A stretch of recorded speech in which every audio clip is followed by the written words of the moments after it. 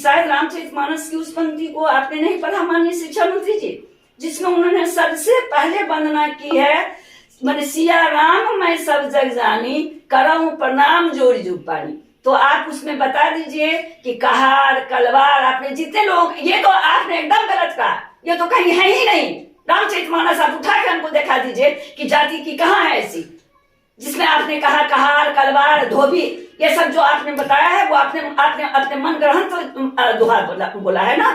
कहाँ है रामचरितमानस, आप हमको पढ़ के दिखा दीजिए इसमें। और ये वसुधैव कुटुंबकम की बात करता है, तो जो देश वसुधैव कुटुंबकम का पाठ पढ़ाता है। नमस्कार, मेरा नाम राजकमल है और आप हमारा चैनल एक्टिविस्ट राजकमल देख रहे हैं। बिहार के शिक्षा मंत्री हैं चंद्रशेखर, जिन्होंने दीक्षांत समारोह में एक विवादित बयान देश के महान ग्रंथ रामचरितमानस के बारे में एक शर्मनाक बयान दिया है, जिससे पूरे देश में राम को मानने वाले, धर्म को मानने वाले लोगों में एक गुस्सा पैदा हो गया है, आक्रोश पैदा हो गया है। चूंकि शिक्षा मंत्री चंद्रशेखर जी ने रामचरितमानस जैसे महाग्रंथ को नफरत फैलाने वाला ग्रंथ बताया, जिससे आम जन सहित हिंदू धर्म को मानने वाले लोगों को बहुत कड़ा ठेस पहुंचा है। शायद चंद्रशेखर जी को मालूम नहीं है कि उन्होंने जो बयान दिया है उनको पूरा चौपाई भी पता नहीं है, और उन्होंने इस बयान को एक वैचारिक संघर्ष बताया है।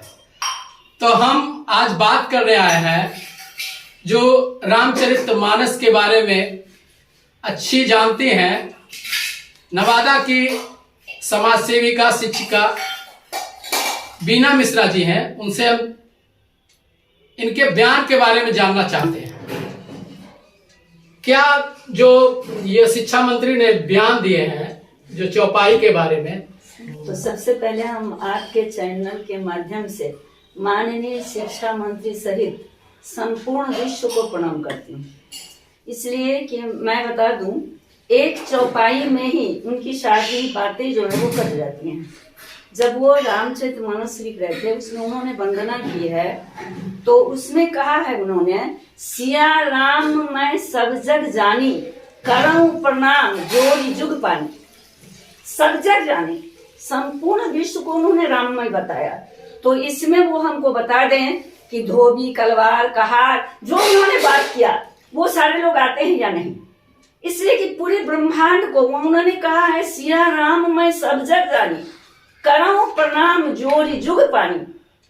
हाथ जोड़कर सबसे पहले उन्होंने संपूर्ण सृष्टि को, संपूर्ण ब्रह्मांड को प्रणाम किया, जिसमें कि अगरा पिछला हरिजन सारे लोग आते हैं। तो शायद इस चौपाई पर उनका ध्यान नहीं गया होगा। और हम मानिए कहेंगे शिक्षा मंत्री से कि शासन कीजिए और जहर नहीं फैलाए मंत्री जी। अगर हमारे धर्म ग्रंथ हैं, हमारा धर्म है जो विश्व गुरु की गरिमा है, आप उसको कलंकित मत कीजिए। इतना माने इतनी घिन आती है इन घिनौनी राजनीति से कि कुछ कहने का नहीं। ये दुख होता है, रोना आता है कि आखिर आज की राजनीति क्या रही है। पहले तो लोग प्रधानमंत्री को गाली देने से नहीं बाज जाते हैं, अब हमारे जो सनातन ग्रंथ हैं, जो आज से नहीं प्राचीन समय से है, और इसकी प्रामाणिकता खुद शिव ने प्रमाणित किया है। जबकि विश्वनाथ मंदिर में इस ग्रंथ को रखा गया था और ताला बंद करके उस पर लिखा हुआ था, सत्यम शिवम सुंदरम।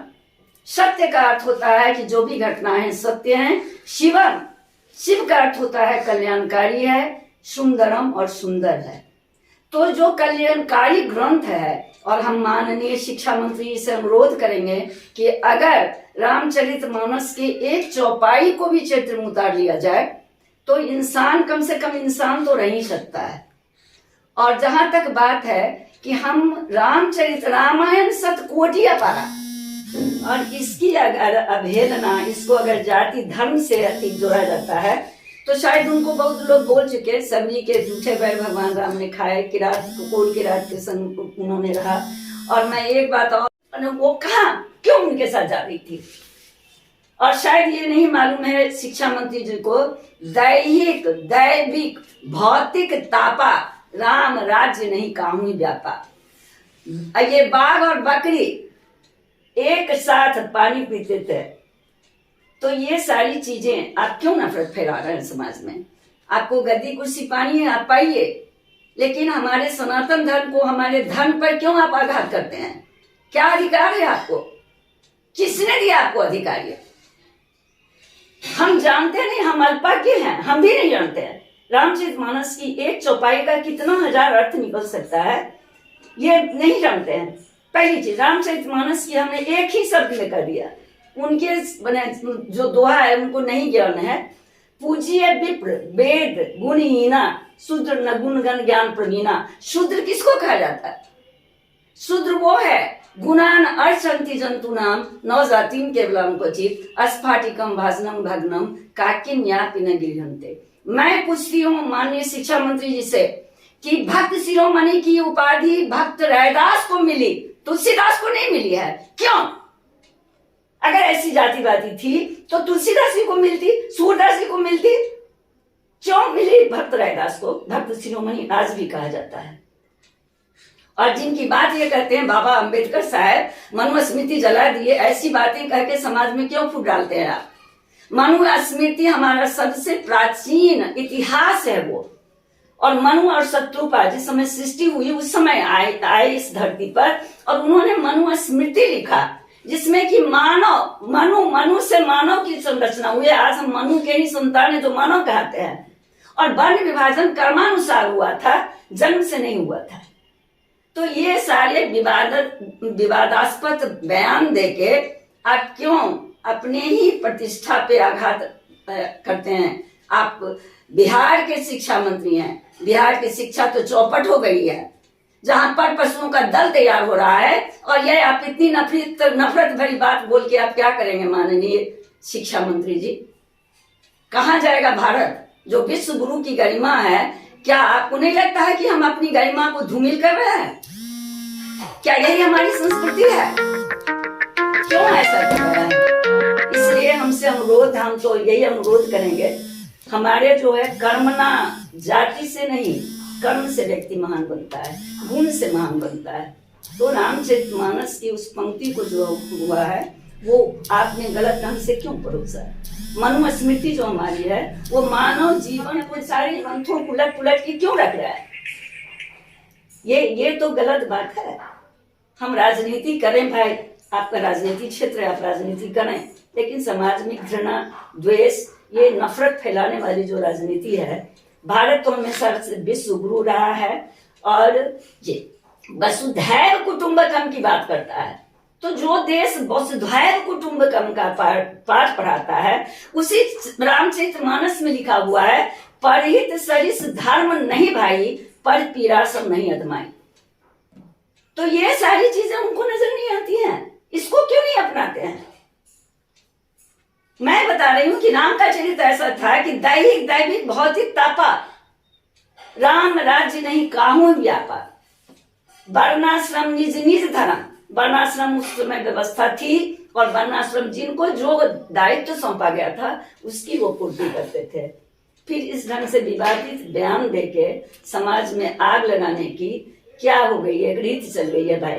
कभी मांझी जी कहते हैं कि हम भगवान को राम नहीं मानते, आप नहीं ना मानिए। आपको कौन कहा राम मानने के लिए? राम तो त्रेता में हुए, वो किसी को कह रहे हैं कि तुम हमको राम मानो?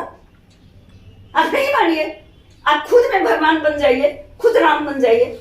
राम का चरित्र ऐसा था, उनको राम आज भी पूरे विश्व पूछता है, एक आप नहीं मानेंगे तो उससे क्या हो जाएगा? भगवान राम क्या, उनकी माने जो उनका चरित्र है, उनको पुरुषोत्तम कहा गया, उनको मर्यादा पुरुषोत्तम कहा गया, तो हम क्या, आपके नहीं मानने से क्या होगा? पूरा विश्व उनको नहीं मानेगा। कहीं कहीं लगता है कि मंत्री जी सस्ती लोकप्रियता हासिल करना चाह रहे हैं। नहीं, वो तो सस्ती लोकप्रियता नहीं, वो तो लोक निंदा के प्राप्त हो। हो गए पात्र। आज पूरा देश उनपे रोष कर रहा है, आक्रोश व्यक्त कर रहा है। उन्होंने तो क्या किया, एक नफरत की लहर फैला दिया, एक आक्रोश फैला दिया, जिसमें उनके प्रति ही लोग नफरत कर रहे हैं। और सबसे दुर्भाग्य हमारे धर्म का है, हम इतने सहनशील हैं कि जो भी आता है गाली देके चला जाता है, हमारे धर्म को गलिया के चला जाता है, अपने ही लोग। सबसे शर्म की बात है कि जो सनातन धर्मी है, जो हिंदू धर्म के लोग हैं, उनको शर्म आनी चाहिए। मैं आपके माध्यम से कह रही हूँ कि ऐसे जो ये विवादास्पद बयान देते हैं अपने धर्म के प्रति, उनको होना चाहिए, उनको शर्म आनी चाहिए कि ऐसा बयान हम क्यों देते हैं, हम अपने ही धर्म की निंदा क्यों करते हैं। हमारा अगर विश्व गुरु की गरिमा है, क्यों है? हम वसुधैव कुटुंबकम की पाठ पढ़ाते हैं और उसके बाद हम यहाँ जाति पात की धर्म को, आपकी राजनीति है, आपने अगरा पिछड़ा एनेक्सर 1 एनेक्सर 2 सारी जातियों का विभाजन आपने अपनी गदी कुर्सी के लिए किया। भारत के नेताओं ने, धर्मावलंबियों ने कहा किया भाई।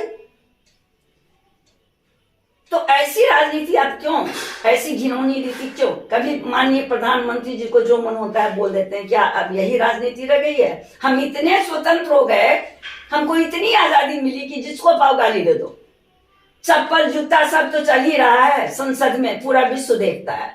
आप अपनी गरिमा को तो बरकरार रखिए। माननीय मंत्री जी, आपसे हमारा यही अनुरोध है, आप लोकप्रियता हासिल कीजिए, आप लोक निंदा के शिकार नहीं बनिए, आपसे यही प्रार्थना है। और सारे जितने भी नेता है उनसे मैं हाथ जोड़ के यही प्रार्थना करती हूँ कि बिहार को, भारत को क्यों जला रहे हो नफरत की आग में। हम तो वो कहते हैं, जय जगत की कामना, दिल में हो सद्भावना, स्नेह के अमृत से सींचे इस जहां के बागवां, इस जहां के बागवां। हम तो बस यही कहना चाहेंगे इस चैनल के, आपके चैनल के माध्यम से, कि नफरत नहीं फैलाइए। नफरत से आपको कुछ हासिल होने वाला नहीं है। नफरत नफरत को जन्म देता है, प्यार प्यार को जन्म देता है। अगर आप सचमुच में इस धरती के लाल हैं तो इस धरती से प्यार कीजिए, अपने सनातन धर्म से प्यार कीजिए। धारयति इति धर्म, धर्म क्या है? धारयति इति धर्म, जिसको धारण किया जाए वही धर्म है। और दया, क्षमा, करुणा, परोपकार, ये आप वेद व्यास ने लिखा, अष्टादश पुराणेषु व्यासस्य वचनम द्वयम परोपकाराय पुण्याय पापाय परपीडनम। हम अगर दूसरे को कष्ट देते हैं तो हमने तो बताया कि शायद रामचरितमानस की उस पंक्ति को आपने नहीं पढ़ा माननीय शिक्षा मंत्री जी, जिसमें उन्होंने सबसे पहले वंदना की है, मन सिया राम मैं सब जग जानी, करऊं प्रणाम जोड़ी जुग पानी। तो आप उसमें बता दीजिए कि कहार, कलवार, आपने जितने लोग, ये तो आपने एकदम गलत कहा, ये तो कहीं है ही नहीं। रामचरितमानस आप उठा के हमको दिखा दीजिए कि जाति की कहाँ है ऐसी, जिसमें आपने कहा कहार, कलवार, धोबी, ये सब जो आपने बताया है वो आपने अपने मन ग्रहण तो दोहा बोला है ना। तो क्यों सस्ती लोकप्रियता, लोक निंदा के अपात्र बन गए? कुछ ऐसा काम कीजिए कि लोग आपको याद रखें। शिक्षा का क्षेत्र है आपका, जो शिक्षा की इतनी बदहाली है उसको तो सुधारिए कि लोग ज्ञान का अति करे, ज्ञान से लोग ज्योतिर्मय हो। और ये क्यों एक घिनौनी चीजें बोल के आप क्यों अपने को, और अपने को शर्मिंदा, आपको शर्मिंदगी नहीं आती, आपकी आत्मा नहीं दुष्कारती कि हम कहाँ थे, क्या हो गए, क्या कर गए। आपको इतना बड़ा पद मिला है, शिक्षा व्यवस्था को सुधारना चाहिए मंत्री जी को, तो यहाँ धर्म ग्रंथ पे एक सवाल उठा रहे हैं। तो कैसे सुधारेंगे शिक्षा? तो हम तो बता रहे हैं कि माननीय आपके चैनल के माध्यम से हम पूरे बिहार वासियों को कहते हैं, माननीय मुख्यमंत्री जी को कहते हैं कि बिहार में पशुओं का दल तैयार हो रहा है। ना शिक्षा को तो हाथ बांध के मुंह पर टेप लग के रख दिया जाता है, ना बच्चों को फेल करना है, ना शिक्षा को डांटना है, तो वो बच्चे क्यों पढ़ेंगे? सरकारी स्कूलों की जो स्थिति है, तो हमको तो दुर्भाग्य लगता है कि शायद हमारे बिहार का है। अगर हम आज प्राइवेट शिक्षा की बात करते हैं तो प्राइवेट में लोग जाते हैं क्यों?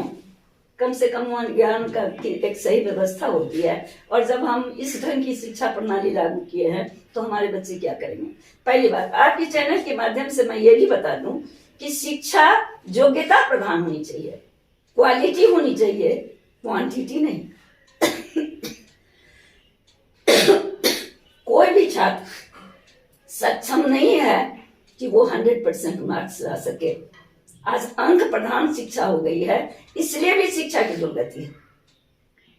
अगर शिक्षा में क्वालिटी आएगी, योग्यता आएगी, तो शिक्षा का स्तर अपने आप सुधर जाएगा। तो इसलिए हमारे विचार से इसमें योग्यता को महत्व देनी चाहिए, अंक को नहीं। बहुत बहुत धन्यवाद।